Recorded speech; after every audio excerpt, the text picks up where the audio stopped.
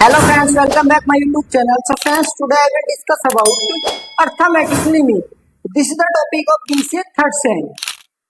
ये mathematics book का second unit है अर्थमेटिक लिमिट.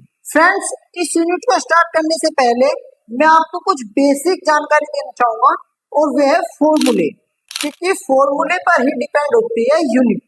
क्वेश्चन कैसे सोल्व होंगे विदाउट फॉर्मूले, do not solve the question. So friends, सबसे पहले हम देखते हैं इसके कुछ फॉर्मूले. इसमें तीन तरह के फॉर्मूले होते हैं. सबसे पहले होते हैं सिंपल अर्थमेटिक लिमिट, सेकंड इसका होता है कंबाइंड अर्थमेटिक लिमिट और थर्ड है वेटेड अर्थमेटिक लिमिट. मैंने सबसे पहले लिया है सिंपल अर्थमेटिक लिमिट, जिसमें तीन सीरीज होती है. First individual series, second discrete series और थर्ड है कॉन्टिन्यूअस सीरीज. अब इंडिविजुअल सीरीज में भी दो फॉर्मूले होते हैं, डायरेक्ट मेथड से और शॉर्टकट मेथड से. हम पहले देखते हैं डायरेक्ट मेथड का फॉर्मूला. डायरेक्ट मेथड का फॉर्मूला होता है x bar is equal to summation x upon n. Shortcut method का फॉर्मूला होता है x bar a plus summation x upon n, sorry d होता है. ए इज इक्वल टू होता है अर्थमेटिक लिमिट. फ्रेंड्स, आप सोच रहे होंगे डी, तो ये डी हम ऐसे निकालते हैं, D is equal to X minus A. X में से हम ए को माइनस करते हैं तो हमारा डी आ जाता है. इसके बाद देखते हैं हम डिस्क्रीट सीरीज.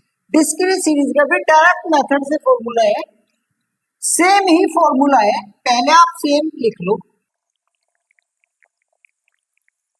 डिस्क्रीट सीरीज में सेम ही फॉर्मूला है, सिर्फ ओनली एक ही शब्द ऐड होगा, वो है यहाँ पर एफ. यहाँ पर भी एफ डाल दो. इसके बाद देखते हैं हम कॉन्टिन्यूअस सीरीज. कॉन्टिन्यूअस सीरीज में तीन फॉर्मूले होते हैं. इसमें एक फॉर्मूला ऐड होता है, वो भी स्टेप डेरिवेशन का. आइए देखते हैं कॉन्टिन्यूअस सीरीज. कॉन्टिन्यूअस सीरीज का फॉर्मूले डायरेक्ट मेथड से है. डायरेक्ट मेथड का फॉर्मूला होता है इसमें X bar is equal to summation F M upon N. जहां पर हम इसमें एक्स लिख रहे थे, अब वहां पर हम इसमें एम लिखेंगे. M is equal to mid point. Shortcut method का फॉर्मूला होता है X equal to A plus F D upon N. ये हमारा फॉर्मूला सेम ही होता है. और स्टेप डेरिवेशन का मेथड, जो कि मैं आपको बता रहा था, ये इसमें एक फॉर्मूला ऐड हुआ है स्टेप डेरिवेशन का. देखते हैं इस फॉर्मूले में क्या है. ये भी x equal to A plus summation f d dash multiply n is equal to i. ये होता है इसका फॉर्मूला. आप सोच रहे होंगे कि ये आई क्या है. आई होता है जितना इंटरवल्स में डिफरेंस दिया गया होगा, तो ये उसका आई होगा.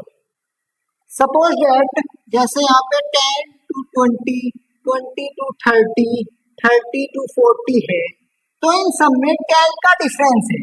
तो जो ये 10 है वो ही यहाँ पर आई की वैल्यू को डिनोट करेगा. कंबाइंड अर्थमेटिकली के फॉर्मूला होता है x12 equal to n1 x bar 1 n2 x bar 2 upon n1 plus n2. Friends, अगर जो हम इसके लिए 3 नंबर्स दिए गए होंगे तो इसमें, तो हम उसके लिए करेंगे n1 n2 n3 x, sorry n1 x1 बार plus n2 x bar 2 plus n3 x बार 3 अपॉन में करेंगे n1 को प्लस n2 को भी प्लस और n3 को भी प्लस करेंगे. ये होता है कंबाइंड अर्थमेटिकली का फॉर्मूला. इसके बाद होता है वेटेड अर्थमेटिकली फॉर्मूला. तो इसका फॉर्मूला होता है x bar w is equal to summation W X upon summation W. ये होता है वेटेड अर्थमेटिकली का फॉर्मूला. फ्रेंड्स इसके बाद हम डिस्कस करने वाले हैं कुछ क्वेश्चन टाइप कि इन फॉर्मूले पे डिपेंड क्वेश्चन एग्जामिनर कैसे पूछ सकता है, किस तरह के क्वेश्चन है, सबसे ज्यादा किस तरह के क्वेश्चन आते हैं और किस फॉर्मूले पर डिपेंड क्वेश्चन आते हैं।